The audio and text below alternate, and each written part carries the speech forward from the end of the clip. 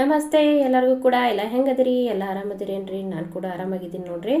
ಈ ಥರ ನುಗ್ಗೆಕಾಯಿ ಫ್ರೈ ಮಾಡೋದು ಹೆಂಗಂತ ನೋಡೋಣ ಬರ್ರಿ. ತುಂಬ ಈಸಿಯಾಗಿ 10 ನಿಮಿಷದಲ್ಲಿ ಮಾಡ್ಬೋದು ನೋಡ್ರಿ.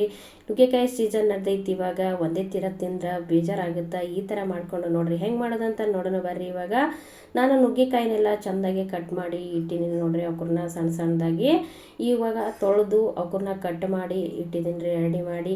ಇವ್ರನ್ನೇನು ನಾವು ಕುದಿಸ್ಬೇಕಾಗಿಲ್ಲ, ಏನು ಮಾಡಬೇಕಾಗಿಲ್ಲ ರೀ. ಜಸ್ಟ್ ಬರೀ ಎಣ್ಣೆ ಹಾಕಿ ಫ್ರೈ ಮಾಡಿದ್ರೆ ಆಯಿತು. ಯಾವ ಥರ ಮಾಡೋದು ಅಂತ ನೋಡ್ರಿ. ಇವಾಗ ಗ್ಯಾಸ್ ಮ್ಯಾಗ ಒಂದು ಕಡಾಯಿ ಇಟ್ಟಿನಿ ನೋಡ್ರಿ. ಕಡಾಯಿದಾಗ ಫಸ್ಟ್ ಇದಕ್ಕೆ ಶೇಂಗಾ ಬೇಕ್ರಿ, ಶೇಂಗಾ ಹಾಕಬೇಕು. ಶೇಂಗಾನ ಹುರ್ಕೋತೀನಿ ನಾನು.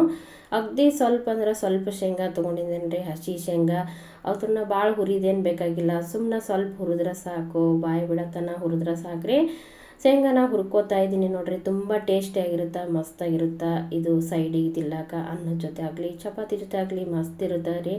ಒಂದ್ಸರಿ ನೀವು ಕೂಡ ಮಾಡಿ ನೋಡ್ರಿ. ಜಾಸ್ತಿ ಹೊತ್ತು ಟೈಮ್ ಕೂಡ ಹಿಡಿಯೋಂಗಿಲ್ಲ.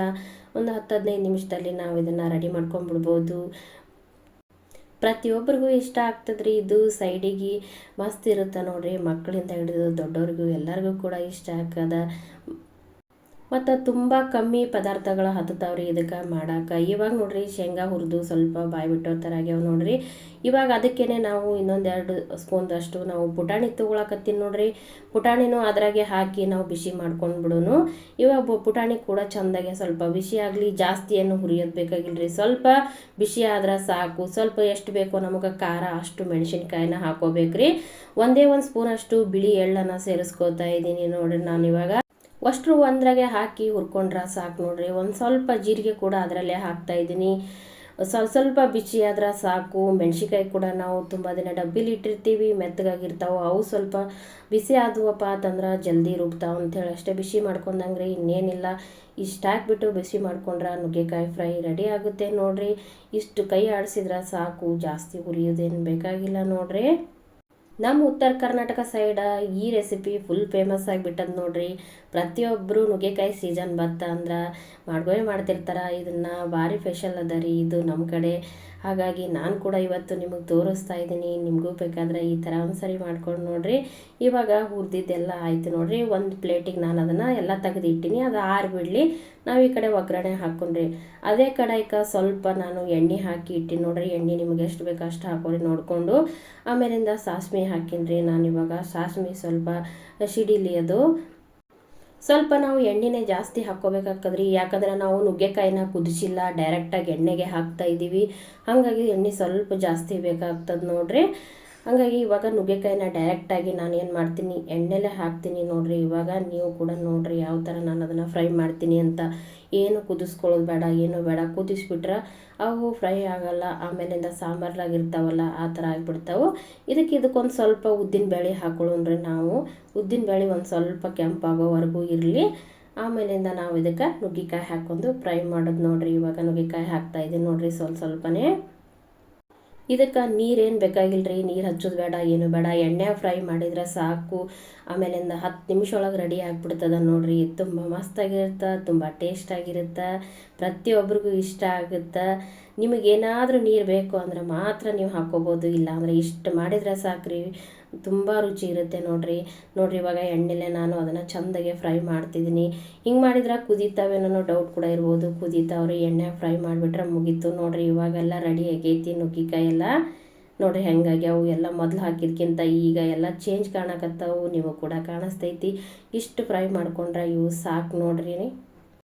ನಮ್ಮ ಉತ್ತರ ಕರ್ನಾಟಕ ಊಟ ಅಂದ್ರೇ ಹಾಗೆ ರೀ, ತುಂಬ ಸಿಂಪಲ್ಲಾಗಿರುತ್ತೆ. ಬಾಯಿಗೆ ಕೂಡ ತುಂಬ ರುಚಿಯಾಗಿರುತ್ತೆ. ನಾವು ಯಾವುದಕ್ಕೂ ಕೂಡ ಜಾಸ್ತಿ ಮಸಾಲೆನ ಹಾಕಲ್ಲ, ಆದರೂ ಬಾಯಿಗೆ ರುಚಿ ಇರುತ್ತೆ. ನಾನು ಇನ್ನೊಂದು ಸ್ವಲ್ಪ ಜೀರಿಗೆ ಹಾಕ್ಕೋತಾ ಇದ್ದೀನಿ ನೋಡ್ರಿ. ಅಲ್ಲಿ ಕೂಡ ನಾವು ಹಾಕಿ ಮಸಾಲೆಯಲ್ಲಿ ಹುರಿದಿದ್ವಿ. ನಾನು ಇಲ್ಲೊಂದು ಸ್ವಲ್ಪ ಹಾಕ್ಕೋತಾ ಇದ್ದೀನಿ. ಜೀರಿಗೆ ಹಾಕಿದ್ರೆ ಒಂದು ಸ್ವಲ್ಪ ಫ್ಲೇವರ್ ಚೆನ್ನಾಗಿರುತ್ತೆ ಅಂತ ಇನ್ನೊಂದು ಸ್ವಲ್ಪ ಹಾಕ್ಕೊಂಡಿದ್ದೀನಿ ನೋಡ್ರಿ. ಇವಾಗ ಮತ್ತೆ ಸ್ವಲ್ಪ ತಿರುವಾಡ್ತಾ ಇದ್ದೀನಿ ನೋಡ್ರಿ. ಎಣ್ಣೆಯಲ್ಲಿ ಫುಲ್ ಅವೆಲ್ಲ ಫ್ರೈ ಆಗಿದ್ದಾವೆ, ಆದರೂ ಕೂಡ ನಾನು ಕೈ ಆಡಿಸ್ತಾ ಇದ್ದೆ. ಸ್ವಲ್ಪ ಜೀರಿಗೆ ಎಲ್ಲ ಇನ್ನೊಂದು ಸ್ವಲ್ಪ ವಾಸನೆ ಹೋಗಲಿ ಅನ್ನೋ ಥರ ಮಾಡ್ತಿದ್ದೆ. ಆಮೇಲಿಂದ ಇವಾಗ ನೋಡ್ರಿ ಕರಿಬೇವನ್ನ ಸೇರಿಸ್ಕೊತಾ ಇದ್ದೀನಿ. ಸ್ವಲ್ಪ ಕರಿಬೇವು ಹಾಕಿದ್ದೀನಿ. ಅಗದಿ ಸಿಂಪಲ್ಲಾಗಿ ತಟ್ಟಂತ ಆಗೋ ಅಡುಗೆ ನೋಡ್ರಿ ಇದು. ಮತ್ತು ಟೈಮ್ ಕಮ್ಮಿ ಹಿಡಿದ್ರೂ ಕೂಡ ತುಂಬ ಚೆಂದ ಆಗುತ್ತೆ. ತಿನ್ನಕ್ಕೆ ಭಾಳ ರುಚಿಯಾಗಿರುತ್ತೆ. ಹಾಗೆ ಒಂದು ಸಣ್ಣ ಉಳ್ಳಾಗಡ್ಡಿನ ನಾನು ಕಟ್ ಮಾಡ್ಕೊಂಡಿದ್ದೆ. ಇವಾಗ ಅದನ್ನು ಕೂಡ ನಾನು ಹಾಕ್ತಾ ಇದ್ದೀನಿ ನೋಡ್ರಿ. ಇಷ್ಟು ಉಳ್ಳಾಗಡ್ಡಿ ಇದ್ರೆ ಸಾಕು, ಜಾಸ್ತಿ ಏನು ಹಾಕೋದು ಬೇಕಾಗಿಲ್ಲ ಇದಕ್ಕೆ. ಅದು ಉಳ್ಳಾಗಡ್ಡಿ ಕೂಡ ಮೆತ್ತಗಾಗೋ ಥರ ಎಣ್ಣೆಲಿ ಅದನ್ನು ಸ್ವಲ್ಪ ಫ್ರೈ ಮಾಡಬೇಕು ನೋಡ್ರಿ. ಆಗ್ತಾವು ಅವು ಕೂಡ ಸ್ವಲ್ಪ ಹೊತ್ತು ಕೈ ಆಡಿಸ್ತಾ ಇರಬೇಕು ನೋಡ್ರಿ. ಇವಾಗ ನಾನು ಕೈ ಆಡಿಸ್ತಾ ಇದ್ದೀನಿ ನೋಡ್ರಿ. ಆ ಥರ ಎಲ್ಲಾನು ತಿರುವಿ ಹಾಕ್ತಾ ಇರಬೇಕು ನೋಡ್ರಿ. ನಮ್ಮ ಕಡೆ ಮಾಡುವ ಅಡುಗೆಗಳು ನೋಡ್ರಿ ಕಮ್ಮಿ ಪದಾರ್ಥಗಳು ಹತ್ತವು, ಆದ್ರೆ ತಿನ್ನಕ್ಕೆ ಮಾತ್ರ ಭಾರಿ ರುಚಿಯಾಗಿರ್ತಾವೆ ರೀ. ಪ್ರತಿಯೊಂದು ಅಡುಗೆ ಕೂಡ ನಮ್ಮ ಸೈಡ್ದು ನನಗೆ ಭಾಳ ಇಷ್ಟ ಆಗ್ತಾವೆ.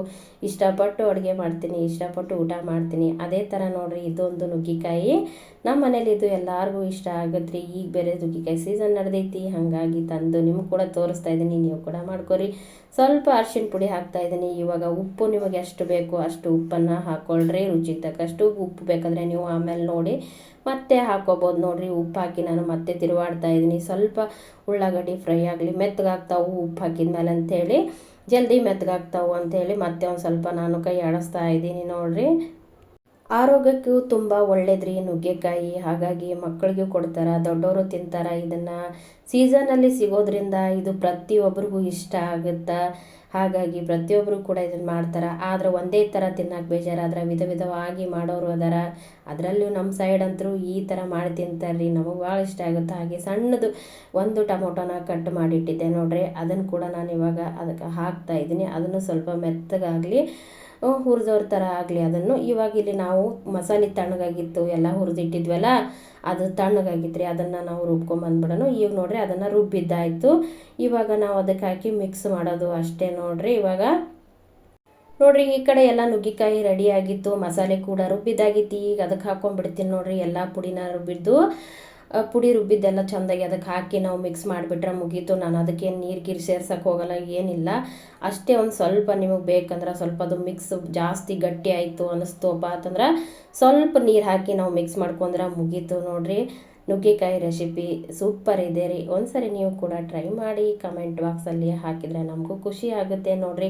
ನೋಡ್ರಿ ನೋಡೋಕ್ಕೆ ಎಷ್ಟು ಚೆನ್ನಾಗಿದೆ, ಇನ್ನು ತಿನ್ನೋಕ್ಕೆ ಎಷ್ಟು ಚೆಂದ ಇರಬೇಡ ಈ ನುಗ್ಗೆಕಾಯಿ ಫ್ರೈ.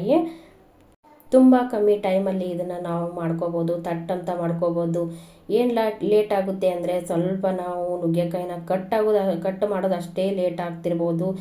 ಆದರೆ ಬಿಟ್ಟರೆ ಮಾಡೋದಂತರೂ ಭಾರಿ ಈಸಿಯಾಗಿ ಮಾಡ್ಕೋಬೋದು ನೋಡ್ರಿ. ಇವಾಗ ಫುಲ್ ಎಲ್ಲ ರೆಡಿ ಆಗೈತಿ.